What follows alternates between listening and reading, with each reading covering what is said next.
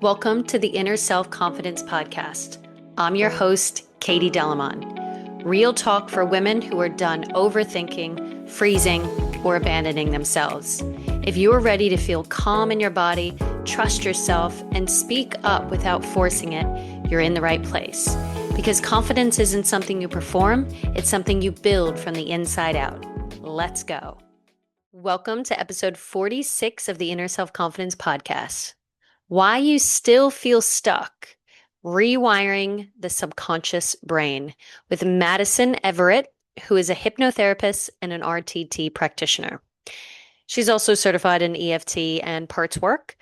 But for this specific episode, we were focusing on a lot of the hypnotherapy and the RTT. It's a bit of a longer podcast, about an hour long. So let's jump right in.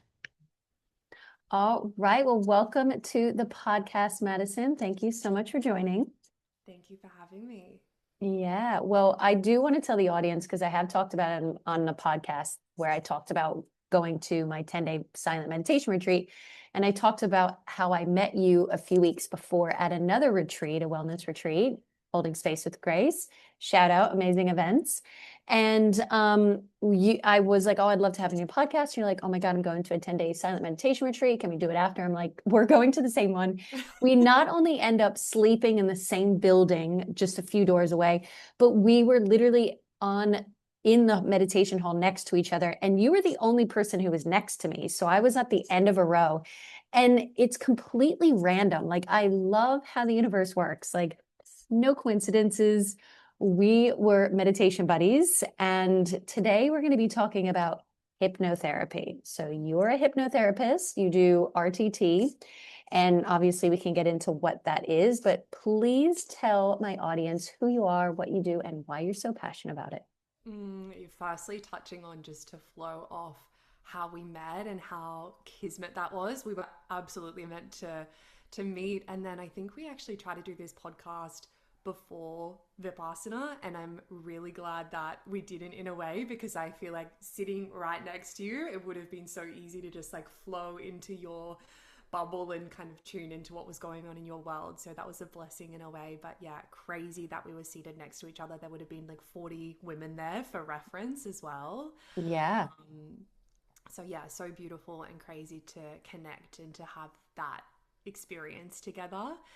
And yeah, so then diving now, pivoting, hard pivot into Yeah. who am I? What do I do? So yeah, I am a hypnotherapist amongst many other things.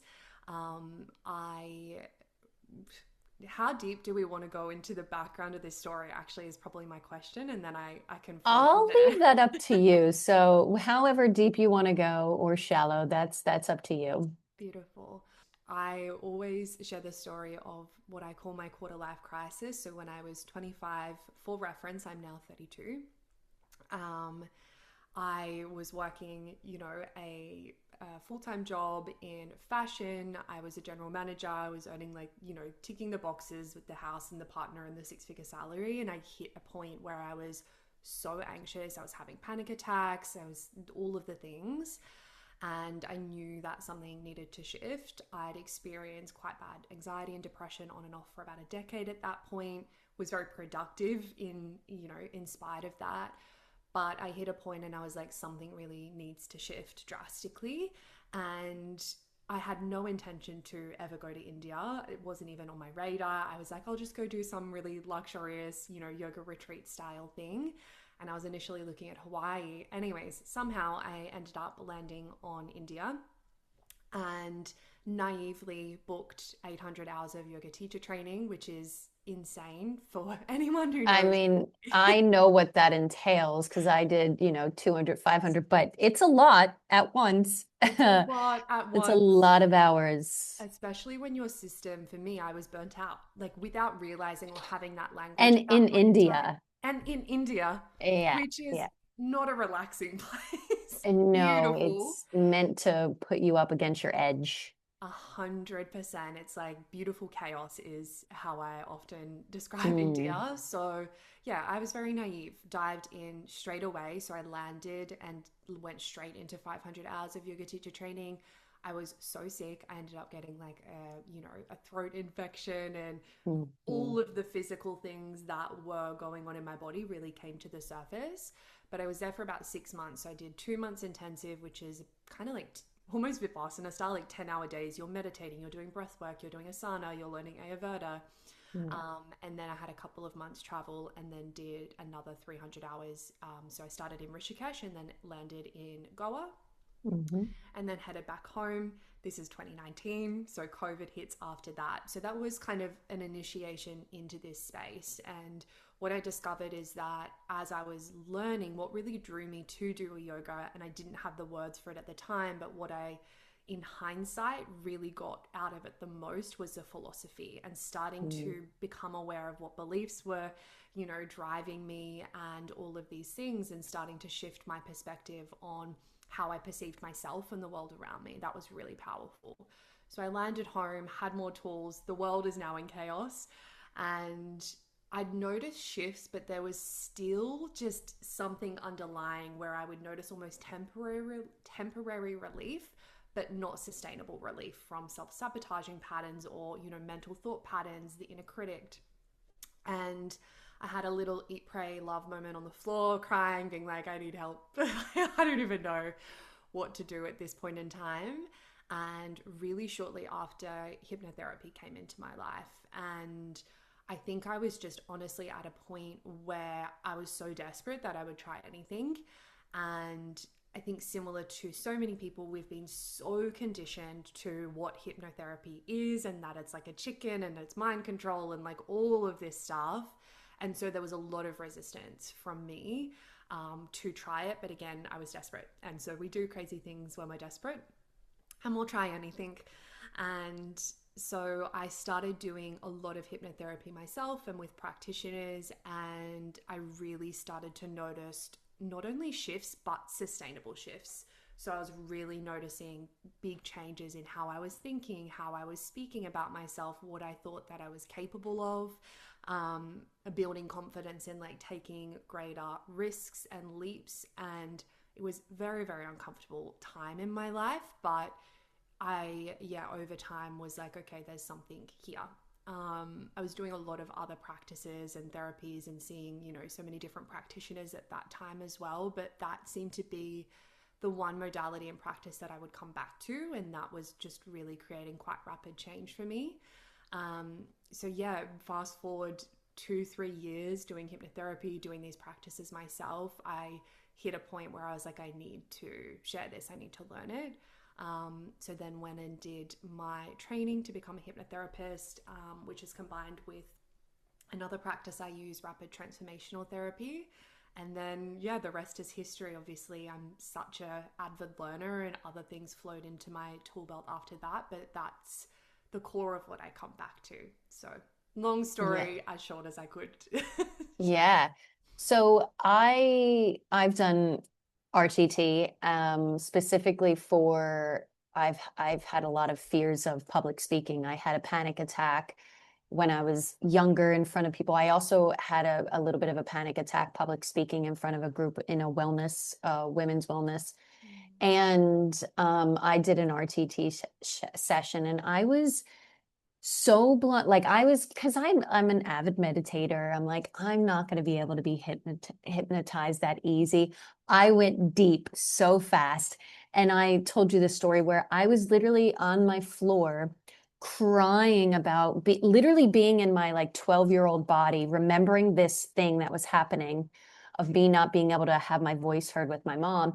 And I was crying hysterical, and my dog was licking my face because she was trying to soothe me, and I was laughing at the same time, but my body was so much in the memory, and I was just completely blown away of how powerful it was, just that one session. Yeah, so can you talk us through, what hypnotherapy and RTT is, why it's different than traditional talk therapy or any other therapies? And then we'll get into, why it works too. Yeah, I love hearing about your experience, and I think so many people can relate to that. It's such a, like everything, invitation to have your own experience with it, because we can share what it's like, and until you experience it yourself you really can't fully comprehend it. But it is this very unique experience. What you're explaining is like you're almost able to view and somatically feel and sense like you're watching a movie, right, of this memory, and also simultaneously have this like healthy disassociation to it.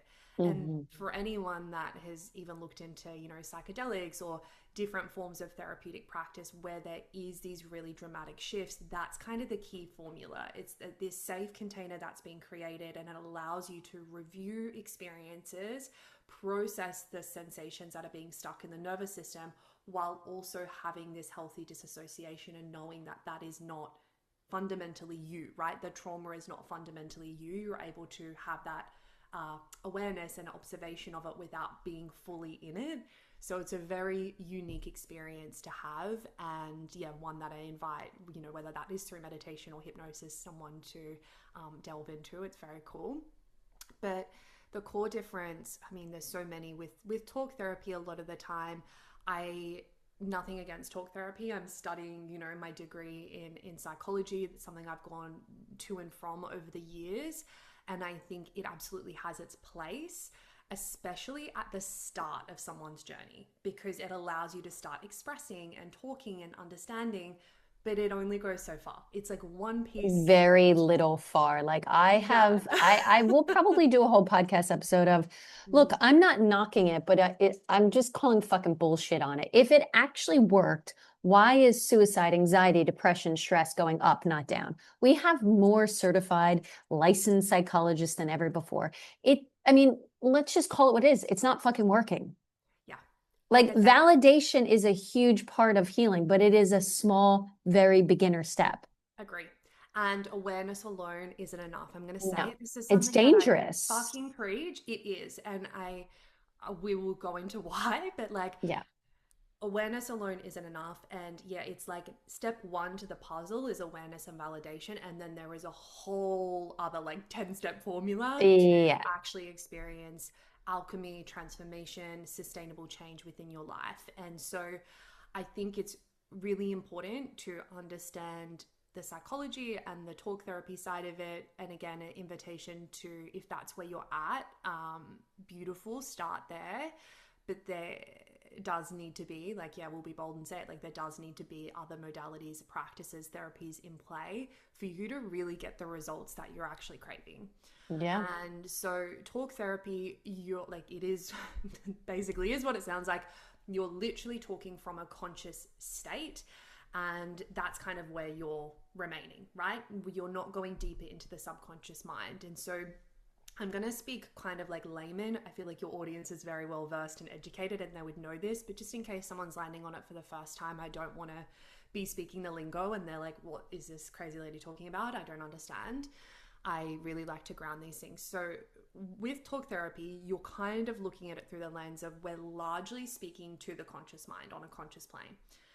The subconscious is driving 95% of our cognitive activity, and it speaks a different language. And so we need to understand the language that it's speaking and almost change our dialect to speak to the subconscious and to create change within that area. So you think of the conscious mind driving 5% of your cognitive activity. That means your beliefs, your thoughts, your feelings, your actions. The subconscious, 95%, which is, if you're battling between 5 and 95, there's no chance. Like the subconscious will always win. And the subconscious is our emotional center. It speaks illogically, so no ration, fully emotion based. It's abstract. It speaks in visualization, colors, sensations, somatic like experiences within the body, heavily tied to our nervous system. Your conscious mind is the opposite, right? It's logical, critical, analytical. It likes things sequentially. It wants things to make sense. You think of like the subconscious is then the opposite. It's not really going to make sense. It's feeling abstract and weird and like all of the things. So our subconscious loves things like symbols. If you see symbolism or synchronicities, like that is how the subconscious is going to communicate to you. So talk therapy, we're speaking directly to the conscious mind. important, right? We need to know how to do that to like achieve goals and tick things off and like get our life moving in a certain direction. But we also need to tie in these subconscious stuff. And that's where hypnotherapy is one of many incredible tools. There's so many amazing subconscious practices that you can use, but one of many that is incredibly powerful. And so hypnotherapy, we largely will and I'll tie in, kind of weave in how RTT is different as well within this, but from a more generalized sense, hypnotherapy, we're basically doing a therapy session, but you're in theta brainwave state. So theta brainwave state is a natural brainwave state. They call it like often a hypnotic state. So what that means is just we're altering your brainwaves to bypass the conscious, critical, analytical mind and be able to speak directly to your subconscious. So I'm not asking you questions like, what do you think that means? And da da da. I'm asking you, how does that make you feel? Where are those sensations in your body? You know, going into the memories that are linked to that. It's very feeling based, again, because feelings are the language of the subconscious. So that's where we have to get to, which is why you had such a strong somatic experience, because that is what it's trying to show you and communicate. So hypnotherapy, we're doing therapy, but in a theta brainwave state, which means we're speaking to the subconscious as opposed to the conscious mind. That means that you could be experiencing something like a panic attack, right? And I could ask you in talk therapy, why do you think that that is happening? And you are very likely going to tell me a completely different story and timeline of all the things that you think in your life could have led to that. And then we go into a therapy session, and the memories that come up that actually have created the belief system that are resulting in that panic attack are going to very likely be different to what your conscious mind is telling you. Yep. And so we're not only seeing a different side of the story, we're able to go into that experience and what we call, you know, I think the most common rhetoric is like rewiring that experience. So it's going into a disempowering experience. We're clearing some of those blocks within the nervous system, so those emotional blocks, and we're looking at how can we make this feel more empowering. What do you actually want to create and experience, so we're not locked in that mode and in that autopilot state, in that sensation. So we start to essentially shift and do therapy to shift and come out on the other side of like, what would you ideally like to be experiencing when you're public speaking? Obviously not a panic attack. So what does that look like? What does that feel like in your body? How can we create safety and familiarity around that? So we're a RTT session, and I don't specifically do RTT anymore. I probably do my own method at this point, which is something that I've created over time, but I'll speak to more so RTT because it has a very specific process. So RTT hypnotherapy, you would go in with one specific thing. So, okay, I want to work on public speaking or the fear of being seen and heard. We regress back to 3 different memories in your life that have created beliefs as to why you have a fear around that. So it's very, very unique per person. You go into that, you feel the somatic sensations, and then you will be asked, what are the beliefs that have been created as a result of you experiencing these different memories? And so that's all led by the client, right? I'm not, as the therapist, being like, oh, I think that this is a belief that's being held. It's a very intuitive practice, and it's prompted by the client themselves, because the beliefs that are created are very, very nuanced per person based on their experience. I think I really notice in this industry, actually, you know, they're like, it's because you don't feel like you're good enough, or you're not worthy, or you're not deserving. And they really generalize the beliefs that are holding people back. And honestly, those beliefs that are being thrown around, maybe 5% of the time I see them. They're very, very nuanced per person, what is actually going on underneath the surface, which is why if you're doing sometimes subconscious reprogramming work alone, you're not really hitting the exact kind of thread that is needed to shift an experience or a pattern that you're having. So we'll look at, okay, these are the beliefs that were created as a result of having these different experiences in life. They've created disempowering beliefs, which is basically blocking you from having the experience that you consciously are saying that you want and desire. We then go through a process. It's very different per person based on what's come up. of healing. So it could look like a bit of inner child healing, a bit of like more energy based healing, whatever that is.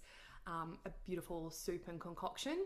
And then the end of a RTT session, which is my favorite part of it personally, is called the transformation. So the transformation is essentially a blend of what you're consciously saying that you desire. So again, it could be public speaking, and I want to feel confident, and I want to feel in my body, and I want to be speaking fluently. And even if there is a challenge that comes up, or I start to feel myself panicking, I want to have the capacity to pause and to regulate and come home to myself, whatever that is. So we would have spoken about that in a session prior in a conscious talk therapy lens. And then what we're going to do is also blend what has come up in your session, information from the subconscious. So we're reframing the limiting beliefs that are coming up. We're adding in any other subconscious wisdom of what the desire is, and we're blending those two things together in the transformation. So the transformation is recorded as a custom hypnosis track. And the reason that that is done is because the subconscious takes about 21 to 30 days to create and reinforce new neural pathways. If I'm being completely honest, this is where I see most people get stuck, is because they, again, leave it at the awareness alone. They're like, oh, I know where that's from now because I can understand and see the beliefs and the memories. And then they stop doing the work. That will keep you in this. I'm seeing this theme so much at the moment. I'm actually feeling really called to do an event around it. It's like I'm self-aware but stuck. I'm self-aware but stuck. I have like, it's almost like you're painfully self-aware that you're like pissing yourself off because you keep repeating the same patterns. And it is because there is a lack of reinforcing new neural pathways, which is essentially creating this new neural architecture and this new blueprint that you can start to operate off. But you just keep defaulting back to the old pathway because you haven't reinforced a new one. If you look at it like you're walking through a jungle and there's this pathway that you've always walked down and it's well worn and you know it's easeful, versus you have to start kind of cutting through the forest and carving out a new one. That is what this track does. So it's going to allow you to pave a new pathway that's actually better and more effective and more desirable, but it's going to take a little bit of work. So it's going to take that 21 to 30 day period. It also does require you to take certain aligned action steps from this new identity, from this new belief system. The reason why that's important is because our nervous system requires real life information and action in order to actually embody that new experience in that state. So it's a little bit uncomfortable. That's life, you know? Well, it should be uncomfortable. From all my clients, I'm like, if you're not doing something uncomfortable daily or weekly, you're not rewiring your nervous system. And I'm not talking about uncomfortable, like uncomfortable going to the gym. It's like, no, like uncomfortable where it's like really something different than what you normally do. You know, it's doing the opposite of what you normally do, period. And such like this is one of my biggest things now is like I think we're just living in a society that is just well-informed suffering. Everybody knows their trauma response now. Everybody knows their nervous system states. Everybody knows what happened to them. Everybody now has this understanding of like their attachment styles. Well, what the fuck are you doing about it to become healthy and secure attached? You know that you're anxious or avoidant or whatever, but that doesn't mean that you just use that as an excuse for your behavior going forward.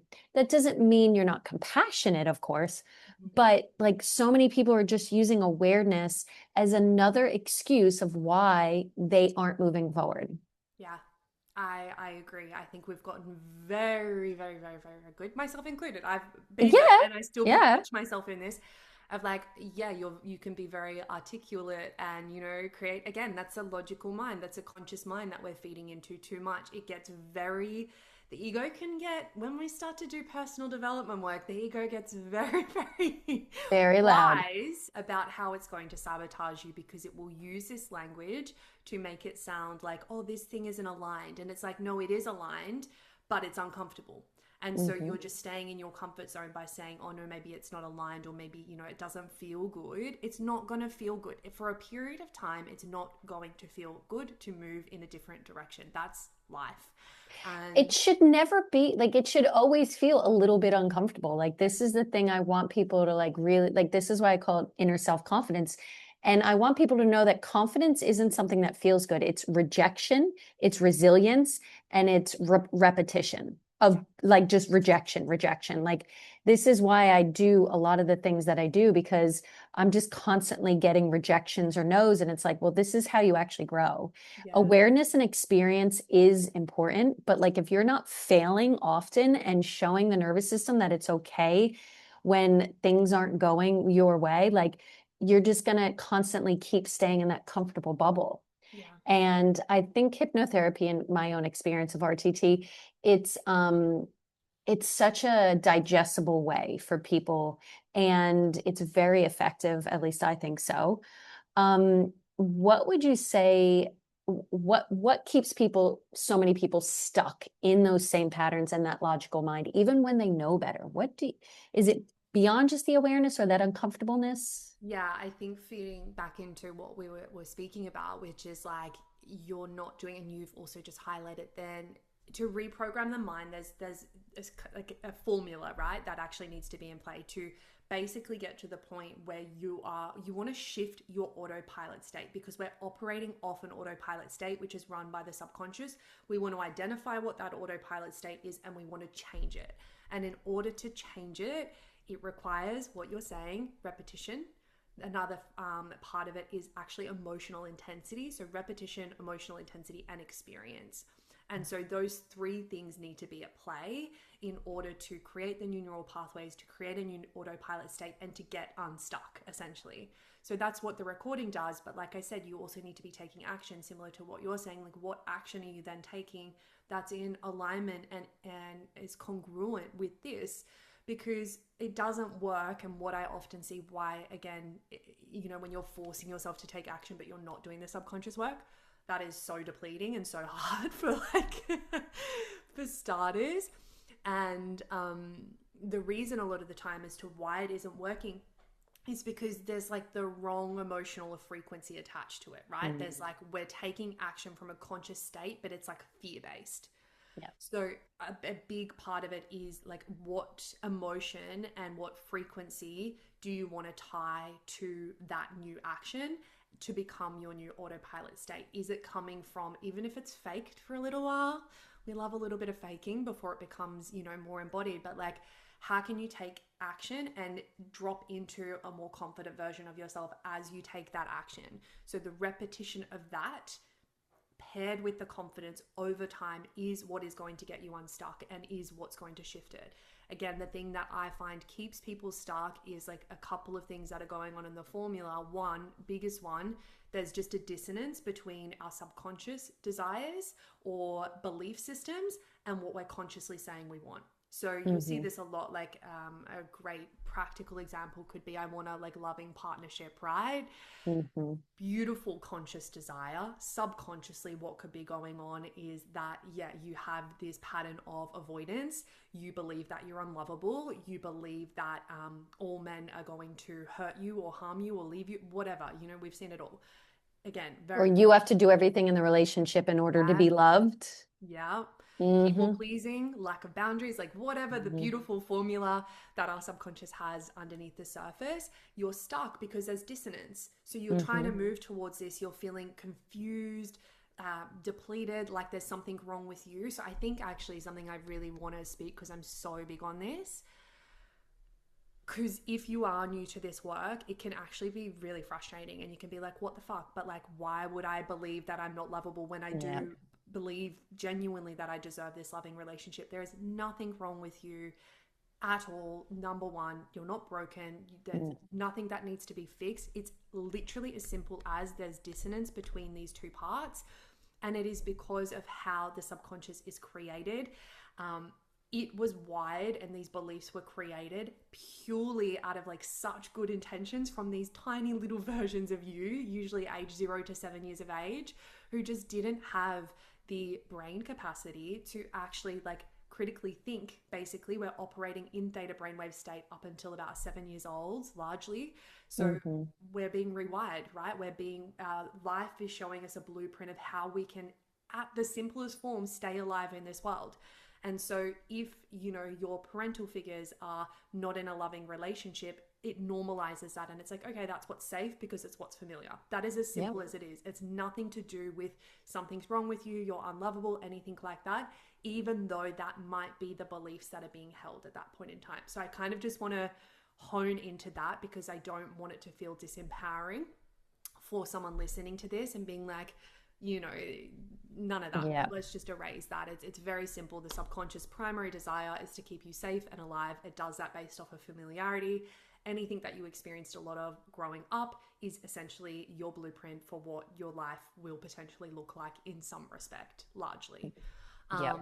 So yeah, there's just this dissonance. Stuckness is a dissonance between what's going on in your subconscious, what's going on in your conscious, or like we were speaking to before, we are learning all of the things. We've got amazing therapy talk and knowing our shit and knowing all of these things, but we're keeping it at awareness alone and we're not taking aligned action. Again, we're not doing more deeper subconscious inner work to actually start to shift these patterns and take action towards a new reality, which is going to create this sensation and feeling of I'm stuck, but I'm also painfully self-aware that I should know better. And then you're shaming yourself. You're going to the shame spiral. So yeah. Yeah. Yeah. I do find that people also have a hard time spending money on their healing journey. And I mean, I'm kind of an extreme. I've probably spent well over like $100,000 Yeah. between, between trainings and this and this, and this is my whole life. So I'm wildly dedicated and obsessed. But and I think that's one of the things that holds people back. And I know for me, a big one was money. And it still is it because I know it's coming from not only me, but also my background and my where I come from, my parents, my grandparents, their great grandparents, all that stuff. So what do you think are like, let's go for the two biggest common limiting beliefs. And for me, what I see in most people, of course, everybody's going to say the worthiness thing. And it's like, I'm not lovable. I'm not enough. That's, yeah. But it goes deeper into, like you said, something specific that happened, why you feel unworthy, but also the money thing, which again ties into worthiness, but it's also your own money story. So I want to hear it from you. Like, what do you see with your clients, the biggest limiting beliefs? And Mm, kind of yeah, what's behind all that? I think that's really, I actually forgot until you've just started speaking about the money thing, but I so understand this and relate. I remember literally feeling sick spending like $30 on a membership, years ago, like that it was a personal development membership. Like it made me feel sick to my stomach to spend that money on it. And I had to do, probably similar to you, actually a lot of work. I never really saw my parents invest in self-care, like, or development ever in my life. And so again, that's not familiar to me, right? It can feel selfish, or like that was a big thing that was coming up. It feels selfish. I could be spending this money on someone Waste of else. money. Waste of money. Like I could be all investing this. all of the head noise that can come up. I think almost it wasn't necessarily about money, but for me personally, and I think maybe for a lot of people, I would be curious to inquire whether it's about money. I think for me, it was more so to do about the fear of stepping into a more successful, authentic, aligned version of me and what that meant, because I had no fucking idea. And no Mhm. fucking idea of like what it meant to actually stand in my power and believe in myself and go after what I wanted. And I think there was a I'm getting goosebumps, deep seated part of me who um, sensed that that's what was being called forward when I invested in these things. Like it was Mm, calling for this version of me who had to show up and had to speak her truth and stand in her power. And that was really scary. yeah. And so I think the money for me, again, personally, and maybe you relate to this, maybe you don't, maybe it is more of a money wound, but um, yeah, it was more so like, who am I going to become and what is going to be asked of me, and the responsibility around that is going to start to surface as I move on this path of personal development and as I invest in myself. The initiations that come, because they do come, like I've noticed every time I invest in a coaching container, in a retreat, you are initiated into a more elevated, more expansive version of yourself.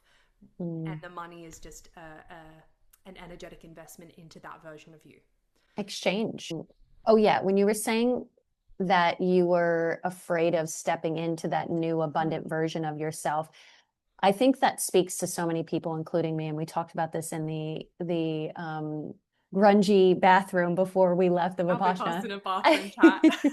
When we were The allowed to talk as well, guys. We were exactly. silent up until that point. Um, the people are actually more afraid of their light than their dark. So we live in a society, in a world where it's so much easier to talk about the bad things that are happening, but especially in Australia and England, it's that very tall poppy syndrome of like, how dare you um, gloat about how abundant you are? How Mm. dare you feel so good and happy about how great your life is? Like, it's this conceited ego thing. Mm. And you know, as Americans, I think we're a little bit better at it, but then but then we 100%. also do have the extreme conceited egoness and the Yeah. narcissism. But I've definitely noticed in Australia and in England, it's very much of like, oh, we got to stay small. Like, don't bring your feathers out. You can't be a peacock. You can't be beautiful. Just be Mm. a chicken with everybody else. Yeah. And yeah, can you speak on that and how Yeah. people are way more comfortable in their dark than they are their light? Like joy is actually one of the most, it's one of the scariest emotions to hold, Yeah.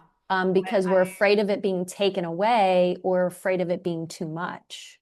love like this chat's lighting me the fuck up, and I will also circle around back to just remind me the limiting belief, or the common one that I think, but yeah, love this conversation. And I actually haven't been to the US. One of my best friends has just moved over there, so I'm planning to go later this year, but I've done study abroad with lots of Americans, and I love Americans, like, and a big part of, I'm like, I always used to see myself, spending a lot of time there when I'm older, funnily enough, when I was younger. But a thing that I love is exactly what you've said. There's, in the best way, this lack of tall poppy syndrome, or this like they believe in themselves, they believe in other people, they want people to do well, and they don't often feel like that is going to take away from them or their success, which is polarizing in Australia. Growing up in Australia, like you're saying, there's such a tall poppy syndrome.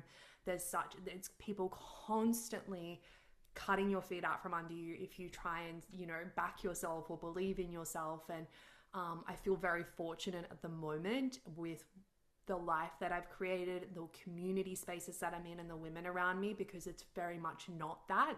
And Yes, that's not Grace's in particular, like I just races. love that. Another one of my beautiful friends, Hillary, who I'm not sure you know, but yeah, she's like amazing, the opposite. And I felt so fortunate, blessed, expanded in that way. But, up until that point when I was, younger, and I'd done really well in my career in the fashion industry, like I had a lot of older women in particular, very Mm. not nice to me, cutting me down. You don't know anything. You're young. You're this. You're that. Like everything you could have imagined. And yeah, I think that's just sad in itself, but it's something that we can band together to shift as well. And that is to do with working on our own beliefs and our own conditioning around that. I think that's something that really, really, really needs to shift in Australia. And I think I've heard it in New Zealand, and just, I don't know what it is, but in certain areas of the world, right? We can learn from the Americans in that way, absolutely.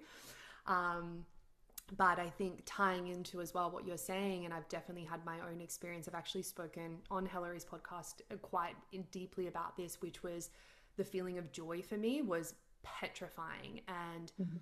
it wasn't until actually my early 20s where I had an experience. I was at a music festival, and I had an experience of actually what joy felt like in my body. And I remember being shocked. I was like, whoa, this is crazy. I've never actually felt joy. And the beautiful thing is, when we allow ourselves to experience it, we can go back to it and we can Mm. make that feel familiar. But it can be, and what I find with a lot of clients is like that stepping into your light, stepping into what is often called like golden shadow, those aspects or those attributes that are your gifts and your essence, can feel so terrifying because they're unfamiliar, because they've been shut down and shamed and shut out of you from such a young age.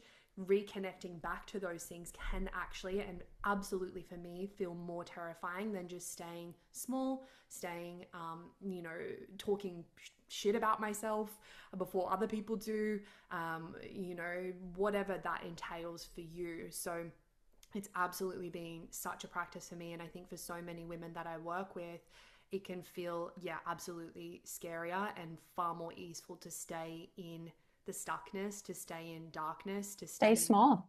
to stay small It's than to comfortable. expand. Yeah. Yeah. It's And what we're used to. And the ego loves it to keep us small. And it's comfortable there. I get it. yes, it's familiar. And so it's Yeah. doing that practice of what we said, like, how can you make the opposite familiar? How can you make what you want familiar? And that can start, I'm such a big proponent of micro action Yeah. towards that thing. Please stop trying to 1%. jump off a fucking cliff. Like, it's the worst thing you can do for your nervous system and your subconscious. All of your self-sabotage is going to come up, all your defense mechanisms, and it's going to make you more stuck.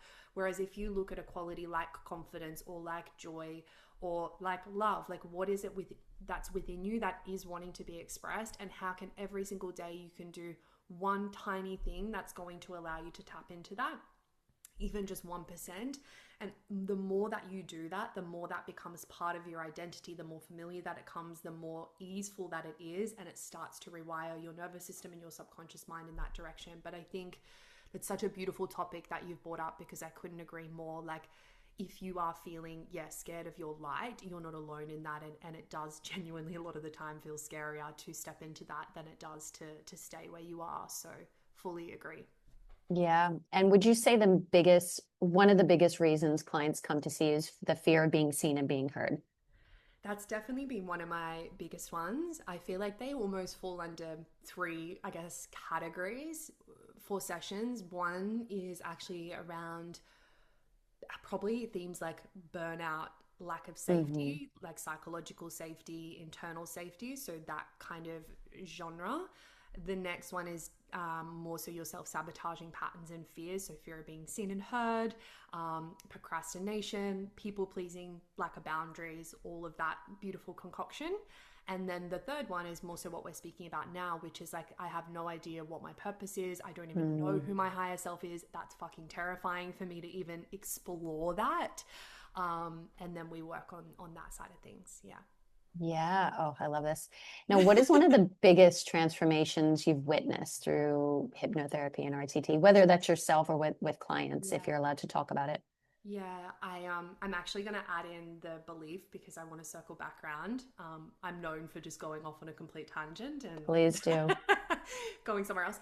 The biggest belief, and then we'll speak about the transformation. I think I was really reflecting on this, and again, as I've mentioned, it can be so nuanced, and it wouldn't be this belief exactly, but I think the one, if I could like wave a magic wand and shift some form of this belief in everyone, it actually has to do about what you're capable of.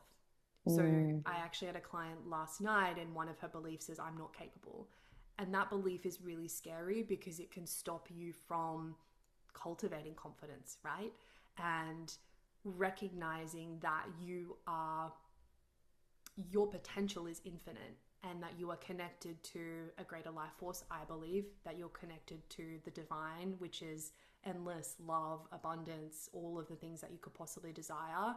And it can sever that connection because you believe that you're not capable, or there's something in you that, is fundamentally wrong and holding you back from moving forward and stepping into your power. So I think some form of belief of I'm not capable is definitely one that is common in some respect, and would be amazing if we could all shift. And then the biggest transformation, there's been, gosh, so many at this point. I'll see what comes to mind. I think my favorite ones with clients are definitely more so from a lens of very introspective, in terms of, I think one of my favorite things to shift within people is their self-talk and their relationship with self. I think that is one of the biggest assets that we can cultivate, if you can shift that inner self-critic and shift that to a more loving, compassionate, kind voice. That is literally life-changing. And so a lot of my clients just get that as a byproduct from a session. it's like building that rapport and relationship with self. In terms of a more tangible thing, recent ones, I had a client that within a 3-month container had no job, had never had a job that she liked, didn't get paid well, and within a 3-month container got her dream job, and then also got a promotion within that job. That was pretty like crazy. Buying houses is a really common one. Big Yeah. material things can happen right from literally working on maybe a money belief, or even something more random and nuanced like boundaries. Houses, meeting a partner, money windfalls from random places. Jobs is a huge one. Pivoting careers is a massive one. Shifting from like more of a conditioned role and then starting your own business, or connection with higher self. Like there are so many, so many. Yeah, yeah, I love it. Now, do clients ever uncover things that they didn't consciously realize were affecting them? I'm assuming this probably happens every time, almost every time. Yeah. Can you talk about a little bit of that, of how when people are on that surface, the talk therapy, and then they get into it and they're like, oh, that's that thing that has been keeping me stockwater, sort of some things that you see there.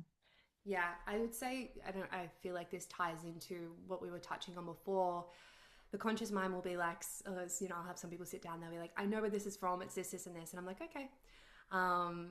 Maybe you've done a lot of talk therapy or reflection. And, sometimes you do have a pretty good, like, people are really tapped in and they have a pretty good indication of where it's coming from. But one of the most common things that happens when we regress back to a memory or what's blocking someone, they'll be like, oh, no, this isn't it. This is random. And I'm like, no, that's exactly it.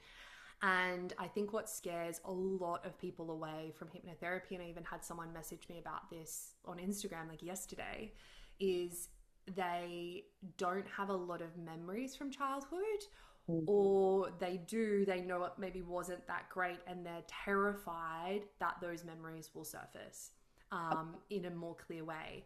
And what's been really interesting is that I've found a lot of the time, maybe like the bigger T traumas that you do remember or are aware that are there, very, very, very rarely come up.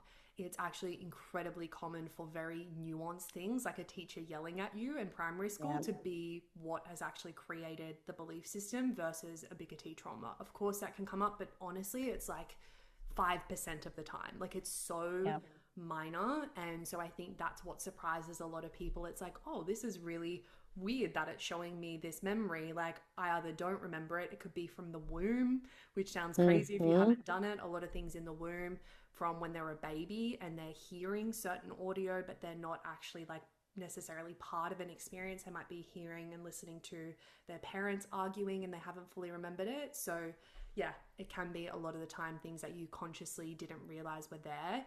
But I think also a lot of the time it's really not your bigger T traumas. It's just things that basically, again, what creates a trauma is like intense emotional activation in the body. And when we're really little, we don't really know how to process those emotions. So it just gets stuck and we don't know how to decipher it. And so it's going back into those experiences. Yeah.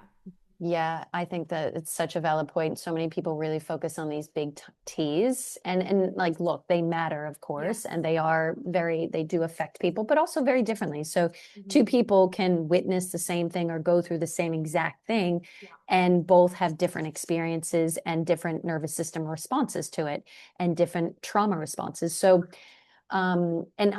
this is my own personal experience. Like I didn't find out that the man who raised me isn't my biological father till 38. But I write about this, how I asked my dad when I was around 8 years old why I didn't look like my sisters. I know that I knew. Then at 18, somebody told me that my dad wasn't my dad, and my mom was in the next room. I could have went to the next room and confronted her, but I didn't. If I didn't know it was true, like already, like I would have went there, right? Like I knew it was true, but I wasn't ready to confront it. It came up again when I was 33 out of Vipassana. It came up, but I again chose to shove it down. And I'd been doing at least 12 years of like deep healing meditation. I've done every type of, healing modality. It never came up, never came up. And it is, I would say, one of the biggest traumas in a sense, or identity shifts in a way. But I know that I've always known. I know that I've always known. But my body didn't feel emotionally safe to be with it. Yeah.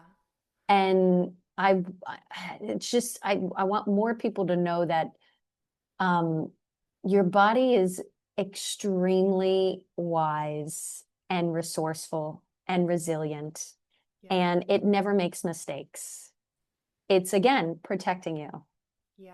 And when you can build more capacity from these little things, these little experiences, it really helps you to hold the really big things. So, not to get too focused on the big T. It's like, let's just, again, minor, let's build capacity little by little for all the smaller things.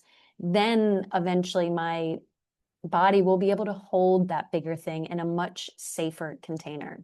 Yeah, I love so much. I think there's a couple of things that I want to dive into a little bit deeper with what you've said, but I do want to acknowledge first, like, um, how challenging to have that experience, of knowing but not knowing or not wanting to fully know the truth. And it's really interesting. Actually, my mum had a very similar experience to you where she didn't find out till I think she was about 20 as Yeah. well. And I think had that same experience of knowing but like being confused, with siblings and things like that, and knowing but not really knowing, and then being quite shocked when it comes out because it's like, why has this not been spoken about? And I'm an adult and Mm-hmm. always felt different, and there's a lot to reconcile with that, right? Like so much. So I'm sorry that you had that experience, and I'm also sure that it's shaped you and driven you to, the beautiful human that you are.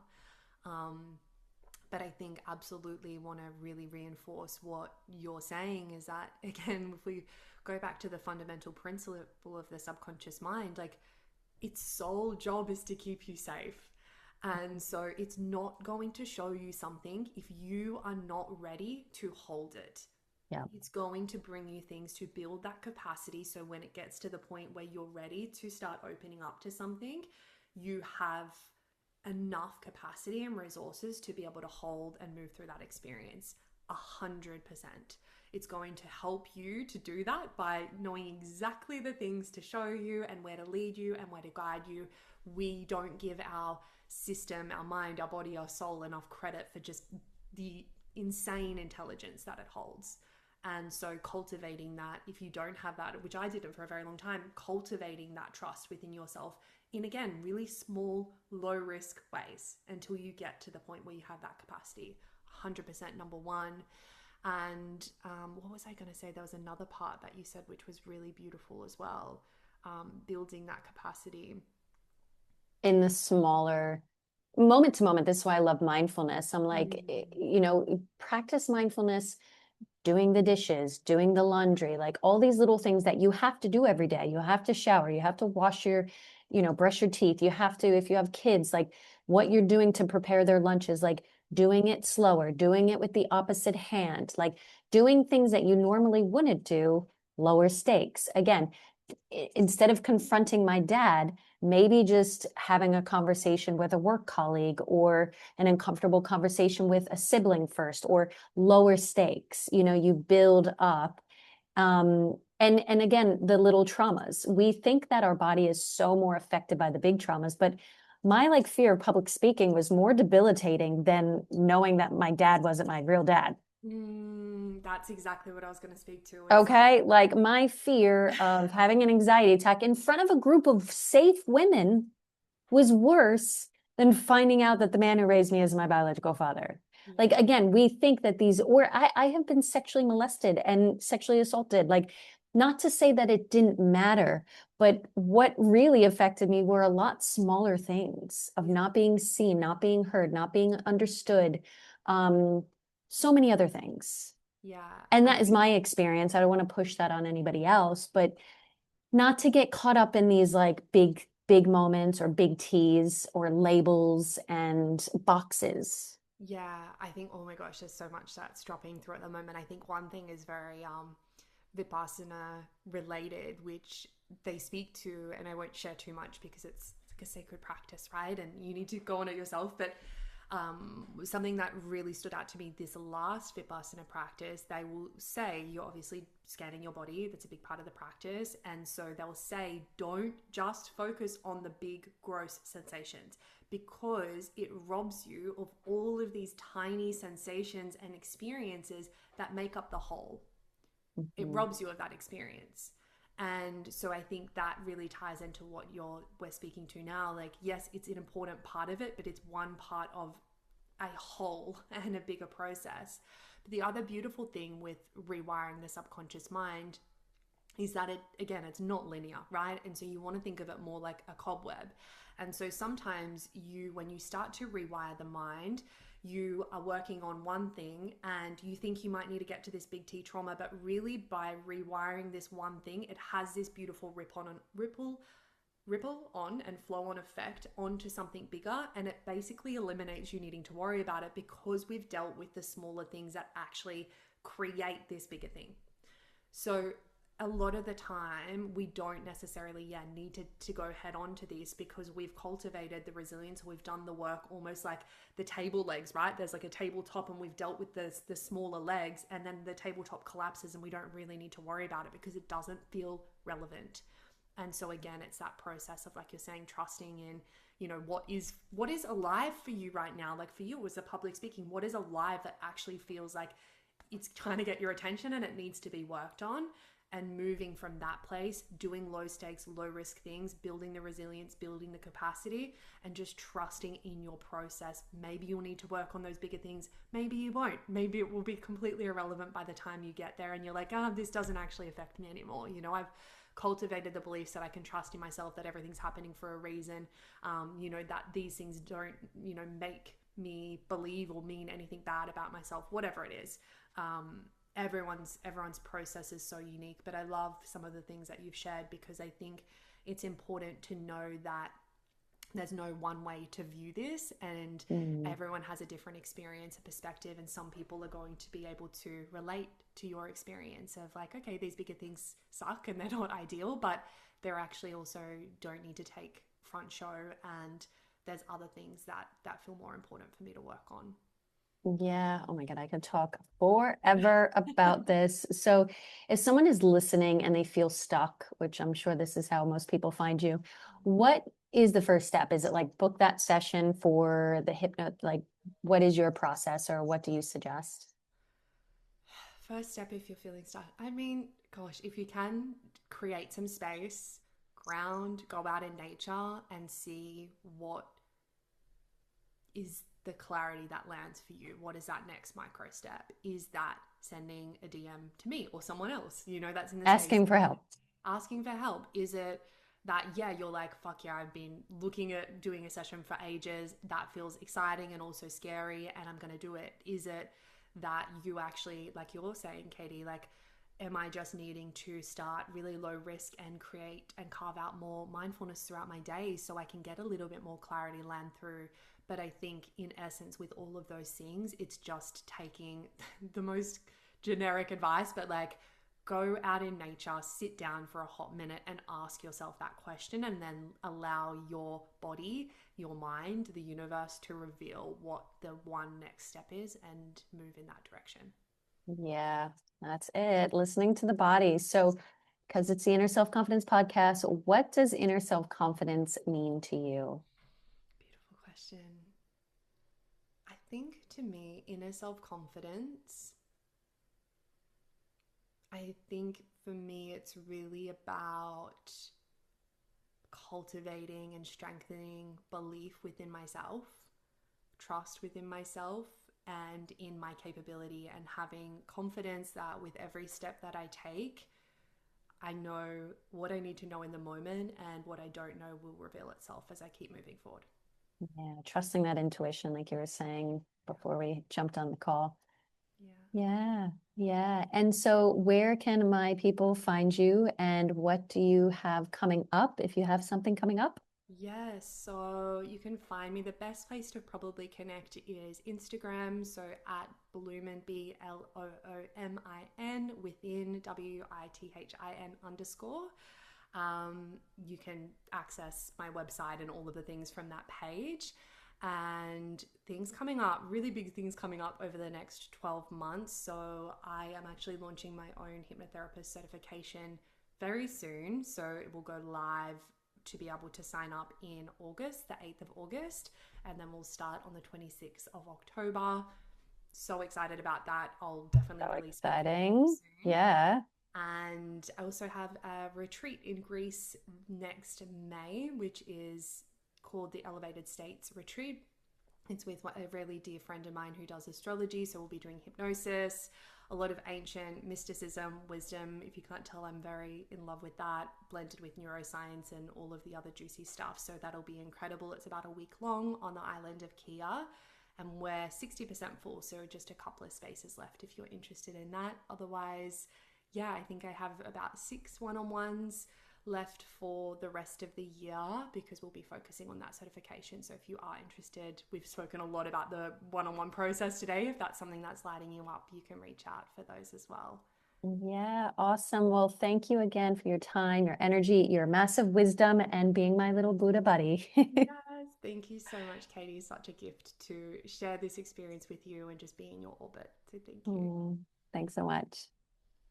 Thanks for listening to the Inner Self Confidence podcast. If you want to grab my book, Trust the Flames, which is my best-selling memoir, you can grab it on Amazon or anywhere they sell books. You can also find it on my website, www.katiedelmon.com. If you are curious on how we can work together, if you are curious about the nervous system, I've got a nervous system reboot program that can teach you all about it, all about the vagus nerve, all about the different states. Or if you want to do a little one-to-one work or maybe join my group coaching program, jump on my website. I've got free discovery calls. And of course, you can always find me on all social media handles, Katie Delamon. See you next time.